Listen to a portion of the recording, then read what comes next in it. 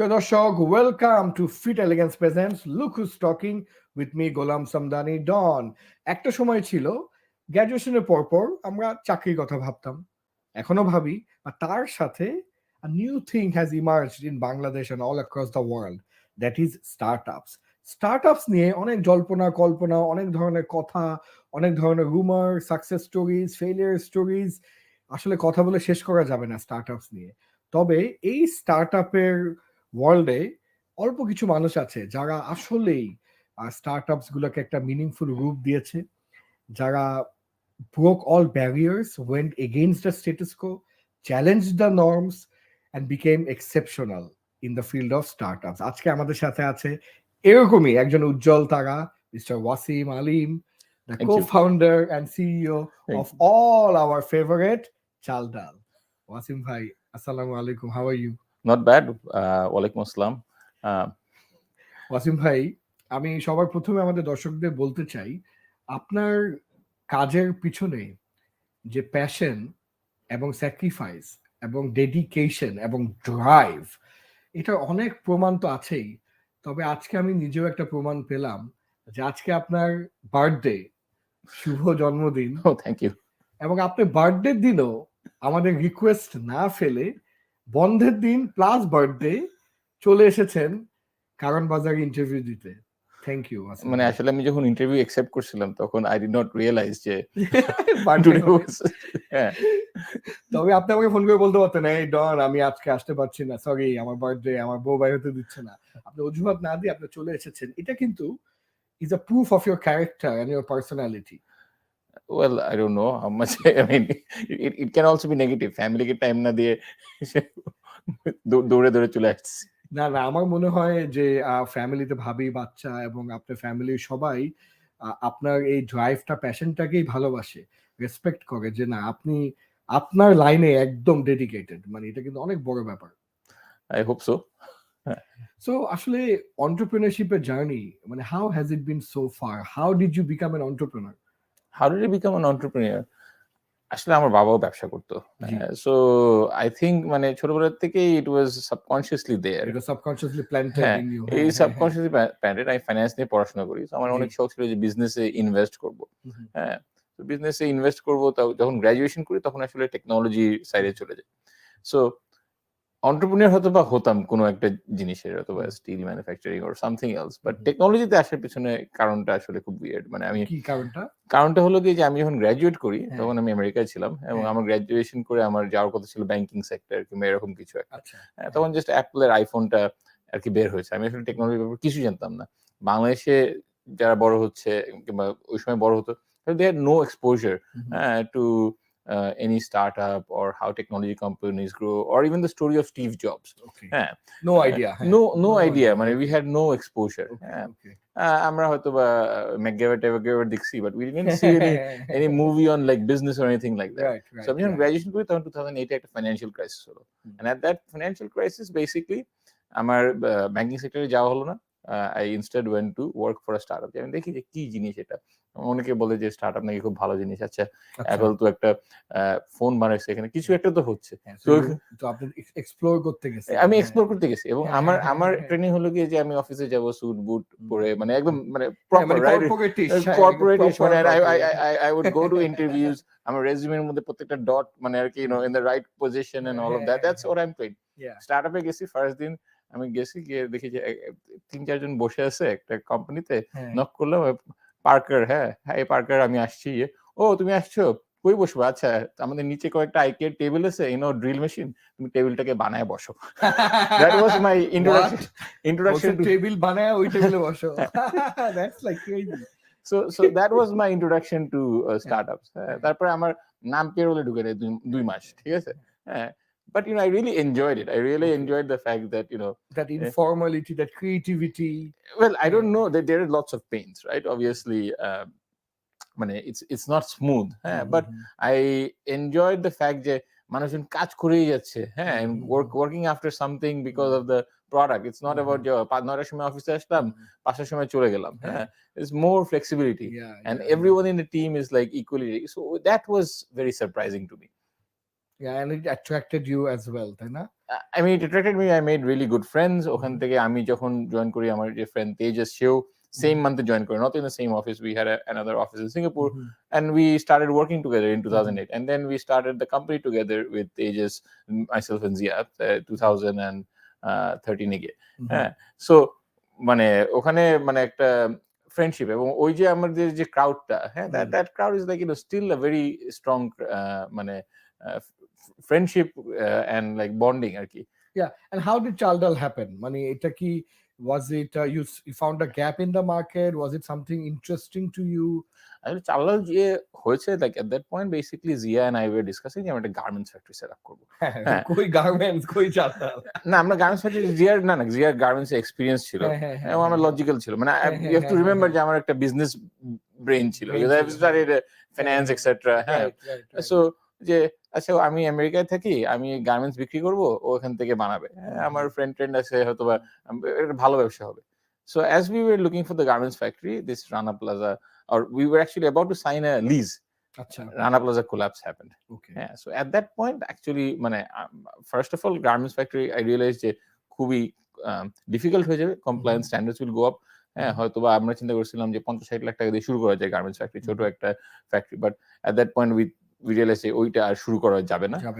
And the second thing was Zia কি করবে, হ্যাঁ, যে now the garments factory plan is gone, what can we do together? So I discussed with Zia and I said যে let's start coming up with ideas.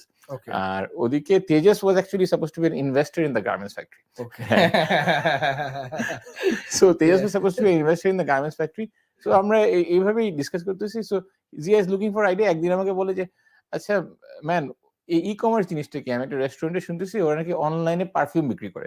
আচ্ছা, ওকে, so মাত্র ই-কমার্সের জন্ম হচ্ছে 2013, this is like I'm talking like March or February, হ্যাঁ, মানে রানা প্লাজার 2 সপ্তাহ পরে or something like that। হ্যাঁ, so আমি বললাম আচ্ছা ই-কমার্স ইজ কোয়াইট ইন্টারেস্টিং। হ্যাঁ, আচ্ছা সব দেশেই তো ই-কমার্স হয়েছে, আমাদের ব্যাকগ্রাউন্ড, আমাদের অ্যাডভান্টেজটা কি? আমার অ্যাডভান্টেজ হলো আই নো আন্ডারস্ট্যান্ড টেকনোলজি, কিছুটা ফাইন্যান্স বুঝি, হ্যাঁ, আর খাটতে রাজি আছি, এই তিনটা হলো কি আমাদের অ্যাডভান্টেজ।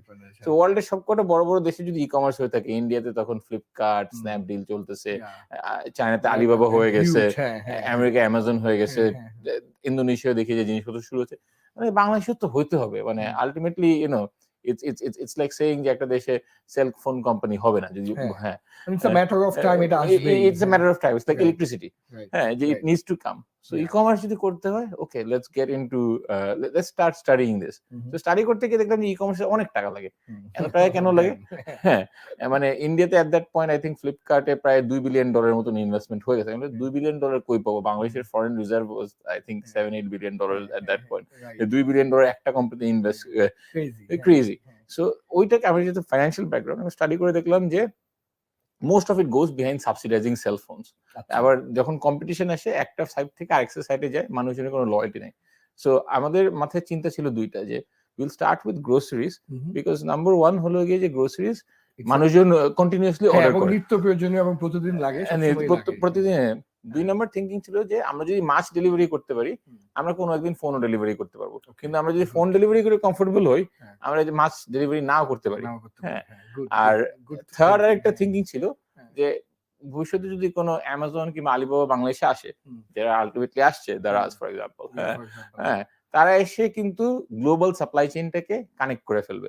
আমাদের কিন্তু ওই পাওয়ারটা নেই, আমাদের লোকাল সাপ্লাই চেইন, আমি দুধ, মানে দুধ তো আর ইম্পোর্ট করে আনবে না, পেরিশেবল আইটেম, যত বেশি পেরিশেবল আইটেম সেখানটা advantage. So that we saw edge the cutting edge, and at that point very good thought, যে না অন্তত দুধ, ডিম, মানে we saw that edge a cutting it edge recommend. মানে আমরা কিন্তু আসলে একটা জিনিস কপি পেস্ট করার বিশ্বাস না, আমরা বিশ্বাস হলো যে একটা জিনিসকে আমি সলভ করব, যে how to deliver this perishable items.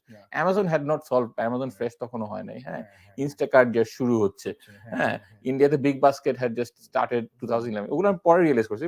তো thinking was based on this three. আমরা এসে ছবি তোলা শুরু করলাম, প্রথমে অ্যাকচুয়ালি পেরিশেবল করে, প্রথমে হলো কোক, পেপসি, এই সাবান, এগুলো ডেলিভারি করবো। তারপর একজন বলে তোমরা এগুলো ডেলিভারি করতেছো, তোমরা অন্য জিনিসপত্র ডেলিভারি করো না কেন? তখন আমরা আস্তে আস্তে পেরিশেবল আইটেমের দিকে যাওয়া শুরু করলাম। সো এখন এই মুহূর্তে অ্যাজ অফ টুডে চালডালের টোটাল সাইজ কিরকম হবে, এমপ্লয়িজ? আমাদের এখন রাফলি 300 or 2,400 employees. So spread across Dhaka. আমাদের একটা operations আছে in Coxbazar where we work with the World Food Program to distribute food to refugees. আমাদের ঢাকাতে we have 19 warehouses. We actually expanded to a few more cities, but ওই city গুলোকে আমরা যেমন সিলেট, রাজশাহী এগুলোতে আমরা actually operation off করে দিয়েছি because we didn't have the sufficient volume. We experimented, but we will go back to that. We're trying to crack the model in Joshua যদি crack হয়ে যায়, we will go back to these cities. আমি ভাইয়া একটু জানতে চাই, যেমন আমাদের ইউথ যারা দেখছে, আগে একটা কথা ছিল যে গ্র্যাজুয়েশন শেষ তো চাকরিতে ঢুকো, অথবা অনেকে বিদেশে চলে যায়, বাট এখন আবার স্টার্ট আপ বা অনেকেই এন্টারপ্রেনারশিপের দিকে আসতে যাচ্ছে। এই মুহূর্তে আমাদের শিক্ষিত বেকারের সংখ্যা 60-70 লাখের মতো। তার মানে entrepreneurship is actually a very good game changer for a lot of people, for a lot of families, and it will save a lot of lives and improve a lot of lives. তো ওই ক্ষেত্রে আমি আপনার থেকে খুব শর্টে জানতে চাচ্ছি যে how can someone become a good entrepreneur, and is it for everyone, or who should try for it? Anything for the youth in terms of entrepreneurship? See, there are different levels of entrepreneurship, right? So first level হলো যে আমার একটা skill আছে, আমি হয়তো খুব ভালো website বানাতে পারি, হ্যাঁ, or আমি হয়তো বা ডিজাইন করতে পারি, আমি হয়তো বা ট্রেনিং, হ্যাঁ, or আমি ফাইন্যান্সিয়াল মডেল বানাতে পারি। সো এই জিনিসটা আমি হয়তো বা আমার 6 ঘন্টা 7 ঘন্টা সময় লাগে, হ্যাঁ, কিন্তু এর মধ্যে অনেকগুলো প্রসেস আছে যেটা হয়তো বা আমি অন্য মানুষকে দিয়ে করাতে পারি যে হয়তো আমার থেকে লেস স্কিল, হ্যাঁ। সো আমার কোর জিনিসটা কি সেটা বার করে কিন্তু একটা এন্টারপ্রেনারশিপ, একটা that is the core of the entrepreneurship. যে আমি একটা মুদির দোকান দিলাম, আমার তো দোকানে সবসময় বসে লাগতেছে না, আমি জাস্ট পারচেসটা দেখলেই হচ্ছে। ফার্স্টে হয়তো বা দোকানটায় বসলাম, তারপরে পারচেসটা দেখলাম, তারপর দেখলাম হয়তো পারচেস যখন করতেছি তখন একটা দোকান কেন 3টা দোকান দিয়ে করি, হ্যাঁ। সো ভলিউম আস্তে আস্তে আসতে পারে। So this is the traditional form of entrepreneurship which starts with one thing, which is skill. You have to have the skill, and number 2 হলো কি you have to be willing to work hard. প্রথম দিকে হ্যাঁ মনে হবে যে আমি এটা কি করছি, আমি তো খালি ডিসঅ্যাপয়েন্টমেন্ট, আমি বাসার মধ্যে বসে তো ইউটিউব দেখলাম, it's not worth my time. আমাদের গাড়ি ঠেলা লাগছে, লাইক লিটারালি, লাইক গাড়িতে আগুন ধরে, ফোন ধরে, স্যার গাড়িতে আগুন ধরে গেছে, হ্যাঁ, you have to tackle with this, and we even have those days today. কি করছি, why? So that question will always arise, but ultimately as you string this together, it will make sense. So entrepreneurship first জিনিস হলো find the skill, আর মানুষের চাহিদা কিন্তু infinite, হ্যাঁ, এটা actually I think Keynes এর কথা ছিল যে I don't understand যে মানুষের চাহিদা কোনো লিমিট নাই, কিন্তু তারপরেও আনএমপ্লয়মেন্ট আছে। তো মানুষের চাহিদার যদি লিমিট না থাকে তাহলে আনএমপ্লয়মেন্ট কেন থাকবে? থাকার তো কথা না। তার মানে কোনো চাহিদাগুলো ফুলফিল করতেছে না, কিংবা মানুষজন কাজ করতে রাজি হচ্ছে না। So if you are willing to work, চাহিদার কিন্তু মানুষের লিমিট নাই। এবং এন্টারপ্রেনারশিপের জার্নিতে সবচেয়ে বড় ডিসঅ্যাপয়েন্টমেন্ট কি হতে পারে? এন্টারপ্রেনারশিপের জার্নিতে disappointment disappointment disappointment becomes your disappointment is something you eat for breakfast. You eat for breakfast, breakfast, lunch and dinner, disappointment হতে পারে যে আমার বিজনেস পার্টনার আমাকে ধরে, যদি I've been very lucky, my co-founders have been like really great, but I know people, আমার হয়েছে, আমার আগে একটা বিজনেস ছিল, ওখানে the partner একদম ট্রাস্ট এখানে হলো, এমপ্লয়ি কিছু একটা করে ফেলছে, হ্যাঁ, হয়তো বা কাস্টমারের সাথে খারাপ ব্যবহার করছে or something like that, হ্যাঁ, দোকানের মধ্যে আগুন লেগে গেছে, there is no limit, the entire reality is your limit, হ্যাঁ, এরকম না যে আমি জাস্ট অফিসে যাব আমার পা ভেঙে গেছে, disappointment, everything becomes part of your প্রিয় দর্শক, ডিসঅ্যাপয়েন্টমেন্টের গল্প শুনলেন। এন্টারপ্রেনারশিপ আসলে not a easy piece of cake for everyone. আমরা আরো গল্প শুনবো, ছোট্ট একটা বিরতি নিচ্ছি। We'll be right back.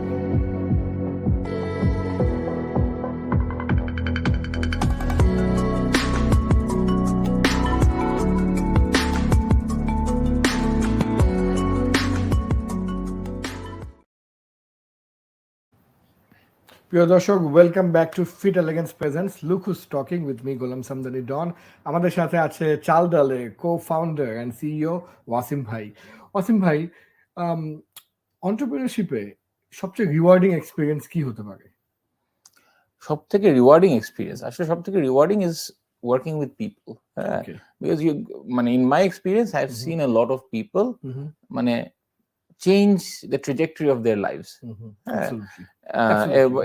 এবং মানুষজনকে হেল্প করা যায়। আমার এরকম অনেক কাস্টমার রিভিউ আছে, হ্যাঁ, একজন কাস্টমার বলতেছে যে চাল ডাল has really help me because আমি পা হারিয়ে ফেলছি, and like you know after you have come I'm not dependent on other people to do my groceries.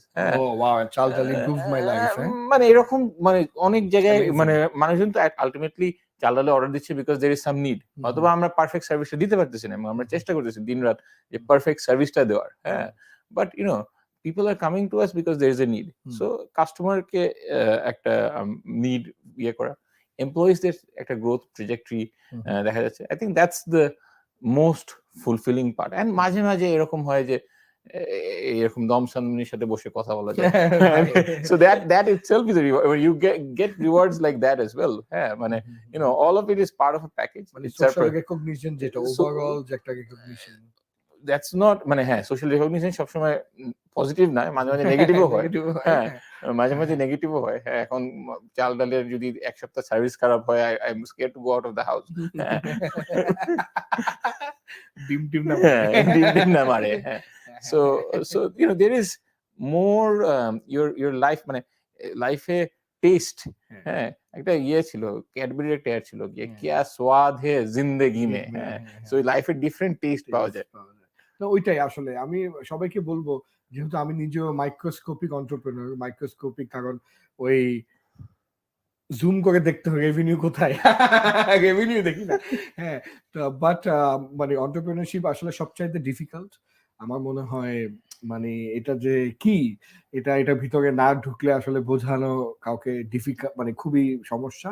তবে অ্যাট দ্য সেম টাইম এটা আবার সবচেয়ে rewarding thing that you can do. আপনি দেখেন চাল ডালে 2400 এমপ্লয়ি জীবন, 2400 এমপ্লয়ি ইন্টু 4জন করে যদি থাকে ডিপেন্ডেন্ট, ধরেন প্রায় 10,000 লোকের লাইফকে ডিরেক্ট ইম্প্যাক্ট ফেলা। এত ভেন্ডার, সাপ্লায়ার, ডিস্ট্রিবিউটর, ডিলার, কুটির শিল্প, মধু বানায়, বিভিন্ন জিনিসপত্র বানায়, এগুলা চাল ডালের মাধ্যমে বিক্রি হয়। এত লাখ কোটি কাস্টমারের কাছে প্রতিদিন চাল ডাল পৌঁছে যায়, এত রাইডার এখানে নিয়োগ পায়, মানে আসলে ইকোসিস্টেমটা যেটা চাল ডাল অথবা এই সাইজের যে কোনো ব্যবসা প্রতিষ্ঠান যেটা গড়ে তোলে, এবং এই যে ফিলিংটা যে আমার কারণে আমার দেশের, আমার এলাকায়, আমার কমিউনিটিতে, স্টার্ট আপ কমিউনিটিতে ওভারঅল যে একটা ইম্প্যাক্ট, এইটা কিন্তু একটা অন্য ধরনের হাই, তাই না ভাই? স্টার্ট আপ কমিউনিটি আসলে ইম্প্যাক্ট আমি ইম্প্যাক্ট করার জন্য করি নাই, আমি জানি, মানে আমি বলছি যে আপনি যে কারণেই করেন না কেন আপনার একটা ইম্প্যাক্ট আছে, খালি স্টার্ট আপ না, আমি বলছি ওভারঅল ইকোসিস্টেমে। হ্যাঁ, আচ্ছা, স্পিকিং অফ স্টার্টআপস নিয়ে আমাদের অনেক কনফিউশন, যে আসলে ফার্স্ট অফ অল স্টার্টআপটা কি। আমরা যারা রেগুলার অডিয়েন্স যারা দেখছে, স্টার্টআপটা কি, স্টার্টআপ আর ব্যবসার মধ্যে পার্থক্য কি, কেন এটা একই ব্যবসা হলে এটার নাম স্টার্টআপ কেন, হ্যাঁ, এবং স্টার্টআপে আসলে প্রফিটেবিলিটি কিভাবে দেখা যায়, এই জিনিসগুলো নিয়ে যদি একটু ব্রিফলি একটু বুঝাতেন। সো স্টার্টআপের প্রফিটেবিলিটি এটা নিয়ে আসলে অনেকেরই অনেক ধরনের কনসার্ন। এখন জিনিসটা হলো গিয়ে যে আসলে যখন আমরা মানুষজনের কাছ থেকে ইনভেস্টমেন্ট নিচ্ছি, আমরা কি করতেছি, আমরা আসলে টাইম সেভ করার চেষ্টা করতেছি। আমার হয়তো একটা জায়গায় যেতে 100 বছর সময় লাগতো, সেই জায়গাটায় আমি 5 বছরে যাওয়ার চেষ্টা করছি। এখন আমাদের অ্যাকাউন্টিং প্রফেশনের একটা দোষ আছে, অ্যাকাউন্টিং প্রফেশনের দোষটা হলো গিয়ে যে তারা আসলে এফোর্টটাকে মেজার করতে পারে না, হ্যাঁ। তো এখন একটা এক্সাম্পল দেই, সাপোজ একটা ক্লাস 5 এর বাচ্চা, সে অঙ্ক করবে, সে অঙ্ক করার সময় তো অনেকগুলো খাতা ইউজ করবে, হ্যাঁ, সেই খাতাগুলো যে ফালাই দিল, এটা কি এক্সপেন্স নাকি ইনভেস্টমেন্ট? সো আমিও যেরকম যখন ডেলিভারি করতেছি, প্রত্যেকটা ডেলিভারি থেকে আমার কিছু লার্নিংস আছে, হ্যাঁ। সো একটা ডেলিভারি যদি লস করে থাকি, ওখান থেকে তো লার্নিংস আমি ক্যাপচার করতেছি, সো এটা কি এক্সপেন্স নাকি ইনভেস্টমেন্ট? সো টেকনোলজি ব্যবসায় যেটা সমস্যা হয় যে you are building a process, এবং এই প্রসেসটা আসলে ইনভেস্টমেন্ট নাকি এক্সপেন্স এটা বোঝাটা ডিফিকাল্ট হয়।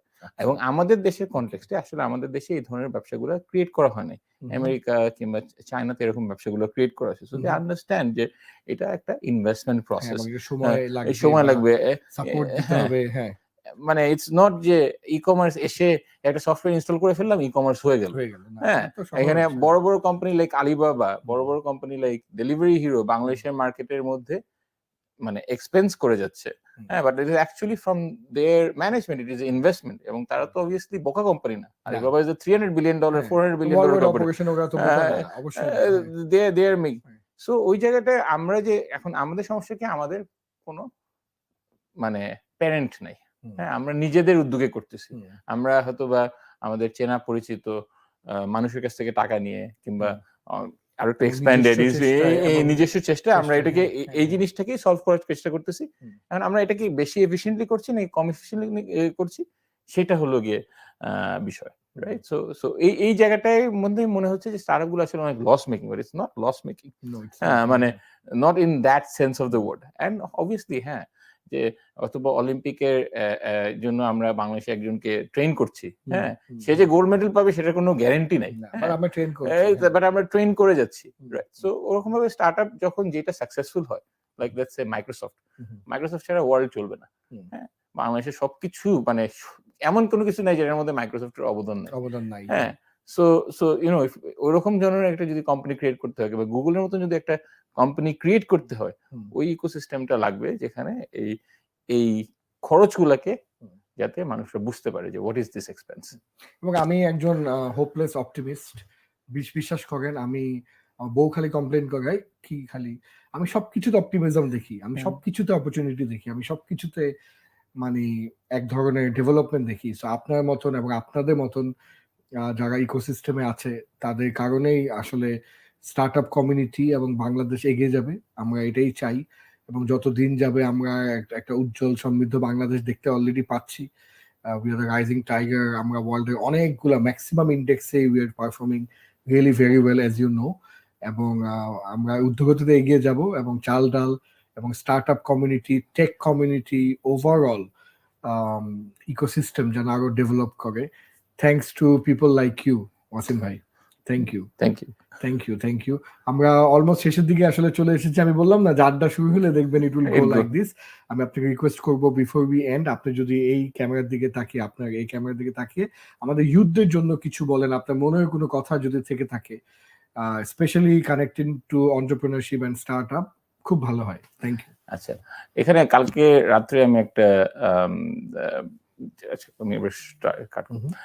সো বেসিক্যালি কালকে রাত্রে আমি একটা সেইং শুনলাম, যেটা হলো গিয়ে যে opportunities come to those who wait, হ্যাঁ, but only those opportunities that have been left over by those who hustle.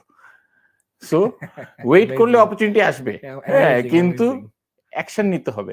Action নিলে বেটার অপরচুনিটি আসবে। So they should take action. Yes. প্রিয় দর্শক, থ্যাংক ইউ। আই হোপ আজকের শোটা খুবই interesting, খুবই different ছিল। বাংলাদেশের ই কমার্সের ওয়ান অফ দি জনকস এবং startup community one of the top names আজকে আপনাদের সামনে এসেছে এবং সেটার মনের কথা, অন্তরের কথাগুলো বলেছে। আই হোপ আজকে আমাদের এই শোর মাধ্যমে আপনি অনুপ্রেরিত ফিল করেন, আপনি এন্টারপ্রেনারশিপে আসেন এবং আপনি আপনার চেষ্টা করে যান। Definitely we will all win if we try. এবং ভাই যেটা শেষে বললো, খালি ওয়েট করলে চলবে না, we have to hustle. Thank you. Good night. Assalamu alaikum.